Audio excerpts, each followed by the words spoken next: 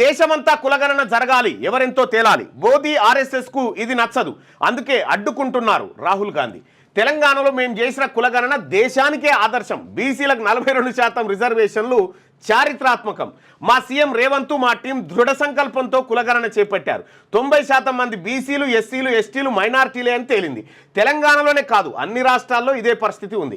50% రిజర్వేషన్ల పరిమితిని ఎత్తేయాలి. మేము తెలంగాణలో మొదలు పెట్టాం.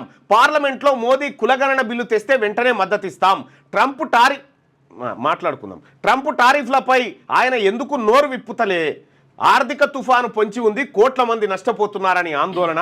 వక్ఫ్ సవరణ చట్టం మతం రాజ్యాంగంపై దాడి అని వ్యాఖ్య. అహ్మదాబాద్లో ముగిసిన ఏఐసిసి సమావేశాలు. సో ఇక్కడ బీసీ, ఎస్సీ, ఎస్టీలు ఎవరెంత ఉన్నారో వాళ్ళకంత వాటా దక్కాల్సింది. ఇది మోదీకి నచ్చదు. ఆయన తన మిత్రులు అంబానీ, అదానీ కోసమే పనిచేస్తాడు. అంబానీ, అదానీ సంస్థల్లో లిస్టు చూస్తే అందులో బీసీలు, ఎస్సీలు, ఎస్టీలు టాప్ పొజిషన్లో ఒక్కరైనా ఉండరు. దేశంలోని 90% ఉన్న ఈ వర్గాల ప్రజలకు ఎందుకు అవకాశాలు దక్కడం లేదు? ఈ జనం ఏమైపోయినా మోదీకి పట్టదు. అదానికి ఛత్తీస్గఢ్, జార్ఖండ్, బీహార్లో ఎక్కడైనా మైన్స్ కావాలంటే మోదీ ఇచ్చేస్తాడు. ముంబై ఎయిర్పోర్టు, లక్నో ఎయిర్పోర్ట్ అడిగినా, డిఫెన్స్ ఇండస్ట్రీ అడిగినా కాదనడు. ప్రభుత్వ రంగ సంస్థలను ఒక్కొక్కటిగా మోడీ సర్కార్ మూసేస్తున్నది. సెయిలు, బిహెచ్ఏలు, బిఎస్ఎన్ఎల్ వంటి సంస్థల్లో యువతకు ఉద్యోగాలు కల్పించాల్సింది పోయి వాటిని మూతపడేలా చేస్తున్నారని చెప్పి రాహుల్ గాంధీ గారు నిన్న అహ్మదాబాద్లో గుజరాత్లో జరిగినటువంటి సిడబ్ల్యూసి మీటింగ్లో నిన్న కీలకమైనటువంటి వ్యాఖ్యలు చేసింది. దీంట్లో ఒక్కొక్క పాయింట్ని మనం చూసుకుందాం. వెలుగు దినపత్రిక కరెక్ట్ ప్రిఫరెన్స్ ఇచ్చింది అసలు యాక్చువల్గా. రైట్, ఇవాళ కానీ ఎందుకంటే అది కీలకమైన మీటింగ్ కాబట్టి ఇక్కడ మనం రాహుల్ గాంధీ గారికి నాకు అర్థమైన కాడికి ఏంటంటే ఇంకా ఇక్కడి వ్యవహారాలు రాహుల్ గాంధీ గారికి చేరతలేవు అనేది నాకు అర్థమైంది. విషయం ఏంటంటే దేశమంతా కులగణన జరగాలి. తెలంగాణలో మేము చేసిన కులగణన దేశానికి ఆదర్శం. బీసీలకు 42% రిజర్వేషన్లు చారిత్రాత్మకం ఇచ్చేసినట్టుగానే ఇప్పటికీ బీసీలకు సంబంధించినటువంటి విద్యా, ఉద్యోగ, స్థానిక సంస్థల ఎన్నికల రిజర్వేషన్లు 42% బిల్లు ఏదైతే పాస్ చేసిరో ఆ బిల్లు ఇంకా గవర్నర్ రూమ్లోనే ఉన్నది. దీనికి ఇంకా రాహుల్ గాంధీ గారు ఏమంటా ఉన్నాడు? పార్లమెంట్లో మోదీ కులగణన బిల్లు తెస్తే వెంటనే మద్దతు ఇస్తామని చెప్తా ఉన్నాడు. తేవడానికే మీరు ఒత్తిడి తేవాల్సింది. రైట్. ఇక రెండొక విషయం ఏం చెప్తానంటే దేశానికే ఆదర్శమైంది. ఎక్కడో రాసిగా మా సీఎం రేవంత్ మా టీం దృఢ సంకల్పంతో కులగణన చేపట్టారు. 90 మంది ఎస్సీ, ఎస్టీ, బీసీలను తేలింది. తెలంగాణలో కాదు, అన్ని రాష్ట్రాల్లో ఇదే పరిస్థితి. 50% రిజర్వేషన్ మేము దేశానికి ఆదర్శమైనటువంటిది కులగణన చేసినామని చెప్పి వీళ్ళు చెప్తా ఉన్నారు. బహుశా రాహుల్ గాంధీ గారిని ఇంకా మభ్యపెడుతున్నట్టు నాకు అనిపిస్తూ ఉంది. తప్పుతో 100% పట్టిస్తున్నారు. సో ఆయన ఈ కులగణన లెక్కలు తీసుకొని పోతే బొక్క బొర్ల పడకపోతే అడుగు దేశంలో పోతుంది. మరి పోకపోతే ఏం చేస్తుంది?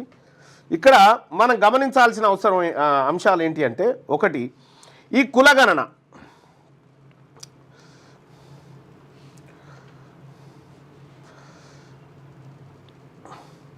రైట్. కులగణన దేశంలోనే మేమే మొదటిసారిగా కులగణన చేసినామని చెప్పి ముఖ్యమంత్రి ప్రతిపక్ష నాయకుడు రాహుల్ గాంధీ గారు అంటా ఉన్నాడు. కర్ణాటక రాష్ట్రం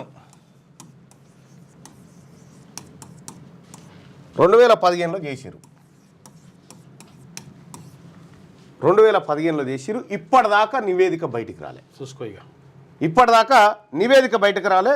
సిద్ధరామయ్య గారు మళ్ళేదో చేస్తే దాని వెనుక మళ్ళేదో కథ నడిచింది. డీకే శివకుమార్ గారు అడ్డుకున్నారని చెప్పి 2015లో చేసిరు. ఇక రెండో కులగణన ఏడ జరిగిందా అంటే బీహార్లో జరిగింది. 63-64% వరకు బీసీలు ఉన్నారని చెప్పారు. 2023లో జరిగింది కులగణన. ఈ మూడో కులగణన ఆంధ్రప్రదేశ్. ఈ నివేదికలు కూడా బయటికి రాలే. ఇది 2024లో చేశారు. ఇది ఎన్ని రోజుల పాటు చేశారంటే 10 రోజుల పాటు చేశారు. ఇది ఇక నాలుగోది వచ్చేసి తెలంగాణ.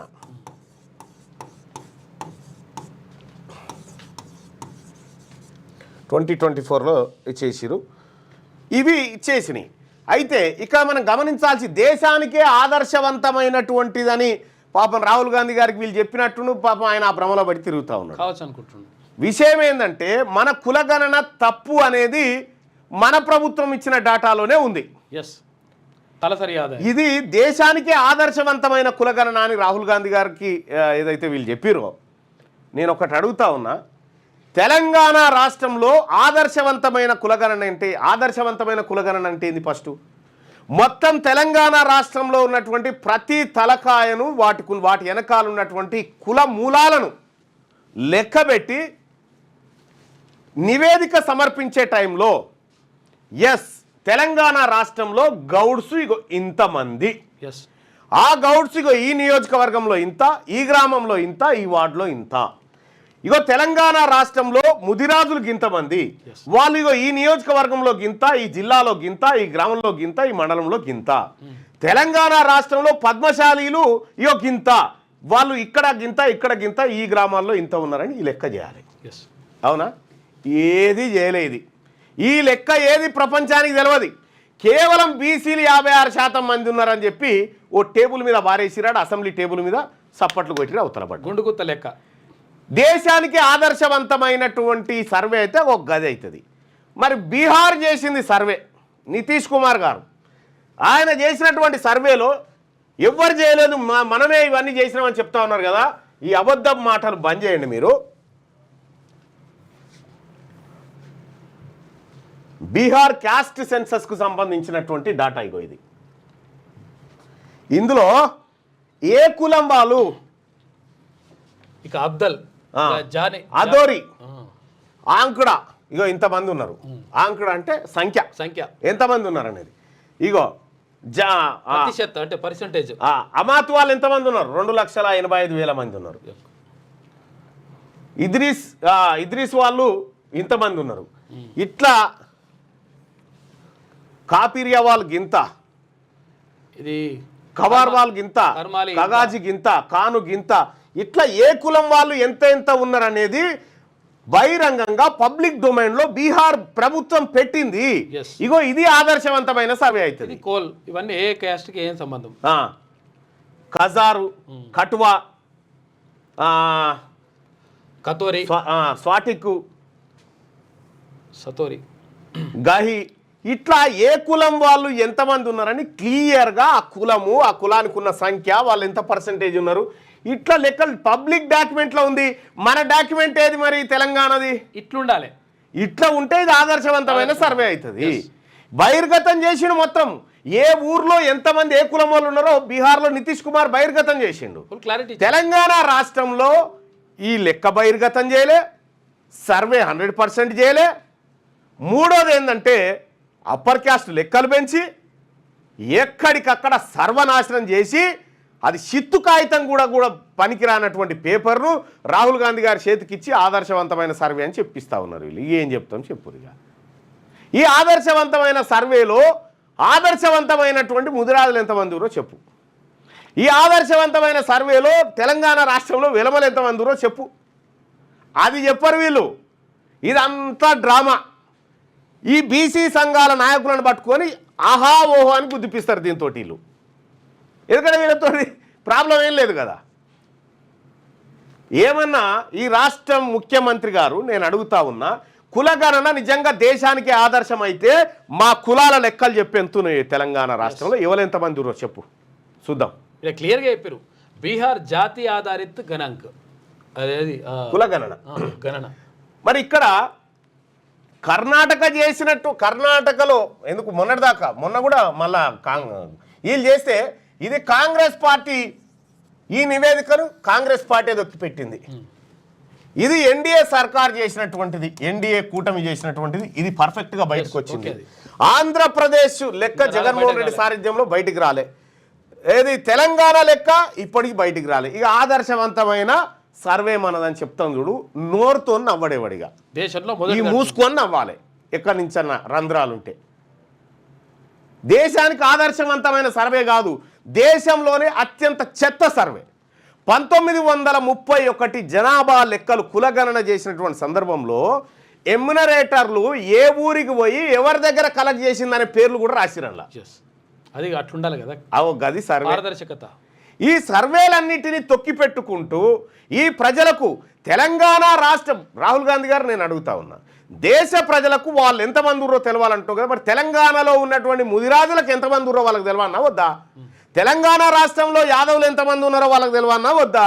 తెలంగాణ రాష్ట్రంలో పద్మశాలీలు ఎంత, లేకపోతే మున్నూరు కాపులు ఎంత, లేకపోతే నాయి బ్రాహ్మణులు ఎంత, సాకరోళ్ళు ఎంత, మంగళోళ్ళు ఎంత, కుమ్మరోళ్ళు ఎంత, కమ్మరోళ్ళు ఎంత, విశ్వబ్రాహ్మణులు ఎంత, వీళ్ళందరి లెక్క వాళ్ళకి తెలవాలి కదా. మరి వాళ్ళకి ఎందుకు తెలవనిస్తలేరు మీరు? ఇవి ఈ లెక్కలు ఏడ దాచిపెట్టిరు? గతంలో కేసీఆర్ దాచిపెట్టిన లెక్కలే మీరు దాచిపెట్టిరు. ఆయనకు మీకు తేడా ఏముంది చెప్పురిగా? నితీష్ కుమార్ డాక్యుమెంటు పబ్లిక్ డొమైన్లో ఉంది, నీ డాక్యుమెంట్ ఏదో చూపి. ఆదర్శవంతమైన సర్వేనా ఇదా? అంటే తెలంగాణ ప్రజల్ని చీట్ చేసే సర్వే లెక్క లేదా అనిపిస్తలేదా అట్లా మీకు?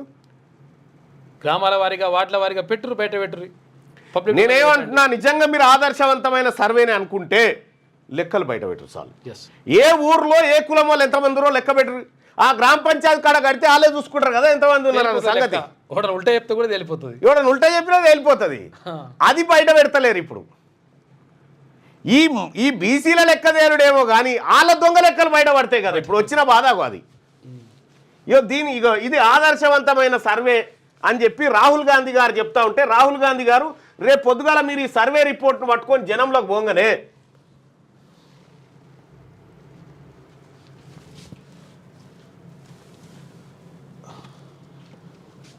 పోగానే బీజేపీ వాళ్ళే ఎక్కిరిస్తారు, ఏం సర్వే నాయనా అని చెప్పి ఎక్కిరిస్తారు.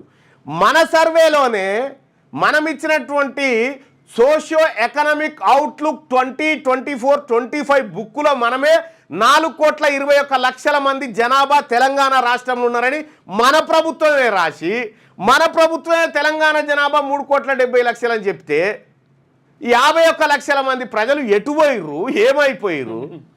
ఇది ఆదర్శవంతమైన సర్వేనా? జనాభా లెక్కలు లేరన్నట్టు 51,00,000 మంది. దేశంలోని సమస్యలను పరిష్కరించాలంటే దేశాన్ని ఎక్స్రే తీయాలని, కులగణనతోనే అది సాధ్యమని కాంగ్రెస్ అగ్రనేత లోక్సభ పక్ష నేత రాహుల్ గాంధీ అన్నారు. దేశమంతా కులగణన చేపట్టాల్సిందేనని డిమాండ్ చేశారు. ఎవరెంత ఈడ అధికారంలో ఉన్న కాడ చక్కగా చేయి, ఫస్ట్ ఎవరెంత ఉన్నారో వాళ్ళకంతా అన్ని రంగాల్లో వాటా దక్కాల్సిందేనని స్పష్టం చేశారు. తమ కాంగ్రెస్ ప్రభుత్వం తెలంగాణలో కులగణన చేపట్టిందని, బీసీలకు 42% రిజర్వేషన్ల కోసం బిల్లులు తెచ్చిందని, ఇది చారిత్రాత్మకమని కొనియాడారు. బిల్లులు తెచ్చింది తెలంగాణ, ఇంప్లిమెంట్ అయిందా? మరి ఇళ్ళ పండుగనట ఏమిట్లకి ఏం కాలే. అది 42% రిజర్వేషన్ ఏమిట్లకి ఏం కాలే. ఈ సర్వే ద్వారా ఏం జరిగిందంటే మంత్రివర్గ విస్తరణ ఆగిపోయింది, అంతే. అదొక్కటే జరిగింది. తెలంగాణలో 90% మంది బీసీ, ఎస్సీ, ఎస్టీ, మైనార్టీ వర్గాలే ప్రజలే ఉన్నట్టుగా కులగణనలో 90% మంది ఉన్నారని మీరు చెప్తారు, 85% ఉన్నారని చెప్పి రేవంత్ రెడ్డి గారి ప్రభుత్వం చెప్తా ఉంది. ఇక మీరే వారికి ఇదే పరిస్థితి అన్ని రాష్ట్రాల్లోనూ ఉంటుందని, వారికి దక్కాల్సిన వాటా దక్కాలంటే కులగణన తప్పదని పేర్కొన్నారు. కులగణన చేసి దాచిపెట్టు. రాహుల్ గాంధీ గారు ఒక మాట చెప్పండి, 2011 సెన్సెస్లో కులగణన కూడా చేసింది కదా యూపీఏ గవర్నమెంట్. ఆ లెక్కలు ఎందుకు బయట పెట్టలేదు మరి మీరు ఇప్పటిదాకా? ఆ లెక్కలు ఏమైపోయినాయి? మీరు అధికారంలో ఉన్నప్పుడు చేసి దాచిపెట్టుకుంటారు. ఇప్పుడు నరేంద్ర మోడీని చేయాలని మళ్ళీ వదిలి పెడతా ఉన్నారు. మనం చక్కగా ఉంటే కదా మనం వాళ్ళని అనొచ్చు. తెలంగాణ రాష్ట్రంలో కులగణనే ఆగమైపోయింది. ఆగమైపోయినటువంటి కులగణ ఆడికి ఏదో 42% అంటారు కదా అని ఆడికి మేము సప్పట్లు కూడా కొట్టాం. ఇంకా ఆడికి సప్పట్లు కూడా కొట్టాం. ఆ 42 పోయి గవర్నర్ గోడలలో పడ్డది కాగితం. ఆ గోడలకి వెళ్ళేది లేదు, అది రాష్ట్రపతికి పోయేది లేదు, పార్లమెంట్లో పెట్టేది లేదు, 9th షెడ్యూల్లో జొర్రి ఇచ్చేది లేదు. ఎస్సీ వర్గీకరణ పంపించేసిండు, ఎస్సీ వర్గీకరణ అయిపోయింది. ఇది అట్లనే ఉన్నది.